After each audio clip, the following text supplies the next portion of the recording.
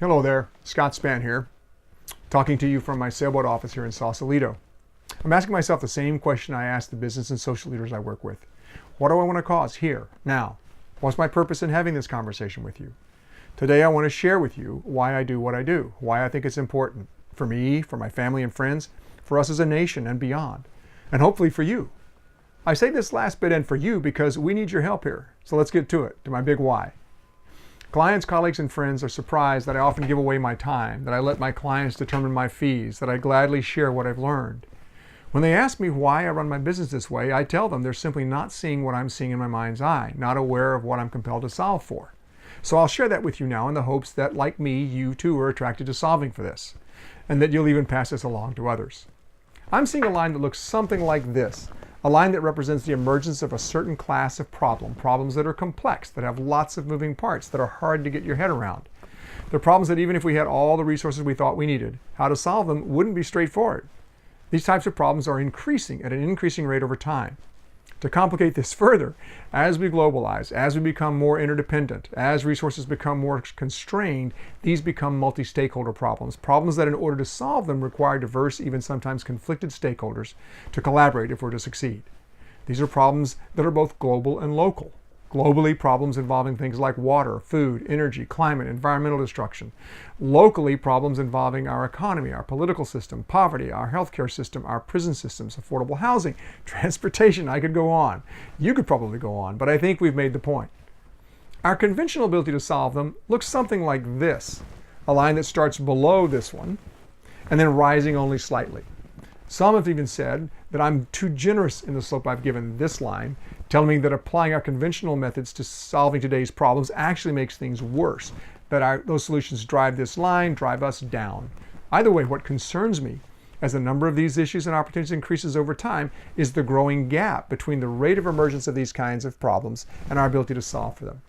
I've had conversations with folks from McKinsey, Monitor, Bain, and others, and we agree that we couldn't build a consulting company big enough to close this gap, that they couldn't scale fast enough or far enough. So I've come to the conclusion that the only way to ensure that my family and friends, my children and their children, my grandchildren and theirs, and even yours, have a world worth living into is to democratize this way of working, to share what I've learned over the past 2 decades in whatever way I can.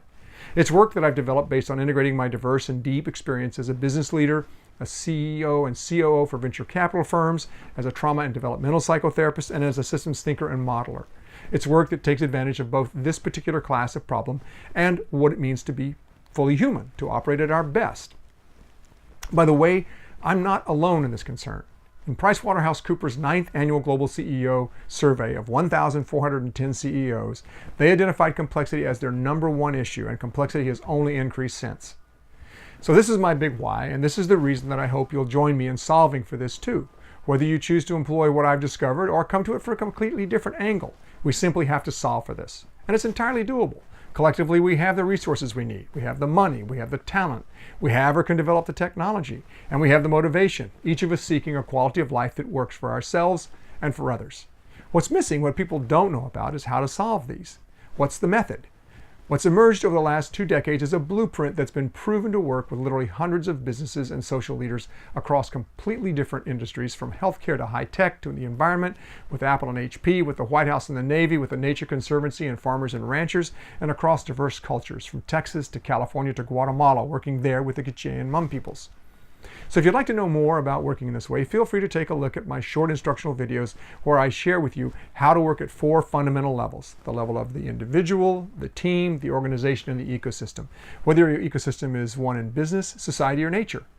While we could easily spend 2 days on any one of these levels, knowing that like me, you're likely really busy, I put together these quick 20-minute videos laying out the basics for closing this gap, showing you how you too can solve your own complex problems. I'll say one other thing here, something you'll likely hear me repeat. I often talk about this work as putting us on the path toward effortless leadership, and I don't say that naively. It's not some aspirational state. I say it for very pragmatic reasons. We simply can't keep working harder and harder, doing more of the same and expecting a different result. Many of us, if not most of us, are at our limit. We have to crack the code on what it means to be fully human at work, something we're all seeking, something we all need if we're to live into the life we know to be possible. Everything I've discovered, everything I've developed, everything that I share with you is rooted in what it means to be human, building on how we are each designed to function, capabilities that we each possess. abilities we've simply been taught not to use. And I invite you, if I could, I'd even insist that you explore them for yourself. Come to your own conclusions and let me know what you think. As I said, we simply have to solve for this. In my next video, now that we've laid out the big why, I'll dive into the big what, a framework for understanding and acting on complexity. So I'm Scott Spann. If you're watching this anywhere besides on my blog at scottspann.com, head over there.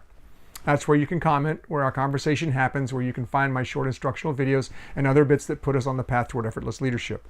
Go over there and leave a comment. Tell me what you like. Tell me what you don't like. Tell me what about your own complex problems and what you'd like us to explore together. Thanks a lot for watching, and I truly hope this finds you and yours thriving today.